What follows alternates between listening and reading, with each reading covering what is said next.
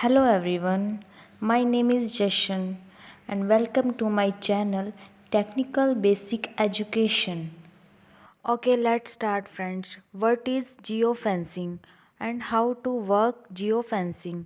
आज हम बात करने वाले हैं कि जियो फेंसिंग क्या होता है और ये वर्क कैसे करता है और आज हम इसको क्यों पढ़ने वाले हैं।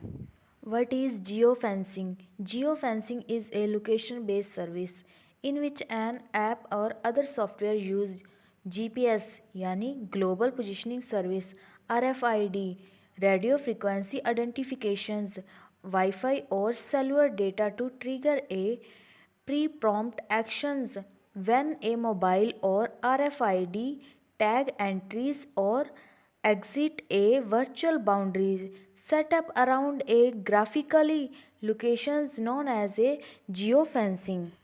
बेसिकली जियो फेंसिंग एक लोकेशन बेस्ड सर्विस है जिसकी हेल्प से हम कई दूसरे सॉफ्टवेयर और एप्लीकेशंस जीपीएस का यूज़ करते हैं। इसके अलावा वाईफाई, सेलुलर डेटा और पहले से फिक्स की गई प्रोग्रामिंग में भी इसका यूज़ होता है। अगर आपने कभी ध्यान दिया हो तो क्यूआर कोड को जब हम स्कैन करते हैं तो यह लोकेशन के साथ कई और दूसरी इन्फॉर्मेशन भी हमें फ़ोन पे मिलने लगती है या फिर ये हमें देने लगता है। तो ये सब हमें जियो फेंसिंग की हेल्प से ही होता है। बट फ्रेंड्स, ये डिपेंड करता है कि जियो फेंसिंग को हम किस सर्विस के लिए सेट कर रहे हैं या फिर ये किस सर्विस के लिए सेट किया गया है। फॉर एग्ज़ाम्पल जैसे नोटिफिकेशन का लेते हैं, अगर हम अपने फ़ोन में लोकेशन बेस्ड न्यूज़ अपने फ़ोन में सेट करते हैं तो ये जियो फेंसिंग की हेल्प से आपका फ़ोन उसी लोकेशन से जुड़ी न्यूज़ आपको दिखाता रहता है। फ्रेंड्स, आपने कभी नोटिस किया होगा कि आप जब भी कभी किसी मॉल्स वगैरह में एंटर करते हैं या एग्ज़िट करते हैं तो आपको एक नोटिफिकेशन मिलता है, डियर फ्रेंड्स समथिंग ऐसे कुछ। या फिर फ्रेंड्स, आप कभी अदर स्टेट में भी अगर एंटर करते हैं तभी भी आपको ऐसे वेलकम टू समथिंग ऐसे कुछ नोटिफिकेशन मिलता है। थोड़े दिन पहले मैं आपको एक लाइव एग्जांपल बताती हूँ। मैं राजस्थान गई थी तो तब जैसे ही हमने राजस्थान में एंटर किया तो वेलकम टू राजस्थान ऐसे डियर फ्रेंड्स ऐसे कुछ समथिंग मैसेज आने वहाँ पे स्टार्ट हो गए। तो ये भी जियो फेंसिंग की हेल्प से ही किया जाता है। How to work geo fencing?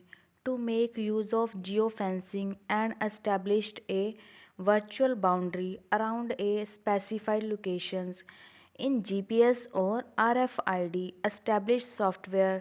This can be as simple as a circle draw 100 feet around a location on Google Map as specified using API when developing a mobile applications. The virtual geofence will then trigger a response when an authorized device enters or exit that area as specified by the administrator or developer. जब हम बात करते हैं geofence work कैसे करेगा, सबसे पहले तो डेवलपर जीपीएस और आरएफआईडी अनेबल सॉफ्टवेयर की हेल्प से एक तरह की वर्चुअल बाउंड्री बनाता है। जैसे मान लीजिए गूगल मैप के अंदर जाकर 100 फीट के अराउंड की एक बाउंड्री बनाई गई है। इसके बाद एपीआई यानी एप्लीकेशन प्रोग्रामिंग इंटरफेस की हेल्प से मोबाइल ऐप बनाई जाती है जिससे उसी लोकेशन के अंदर अराउंड सेट किया जाता है। यानी फ्रेंड्स, वो डिवाइस जस्ट उसी 100 फीट के अराउंड में ही काम करेगी। फिर जैसे ही आप वहाँ से बाहर आएंगे या फिर कुछ वहाँ से बाहर समथिंग कुछ आता है तो वो अलर्ट जारी करेगी।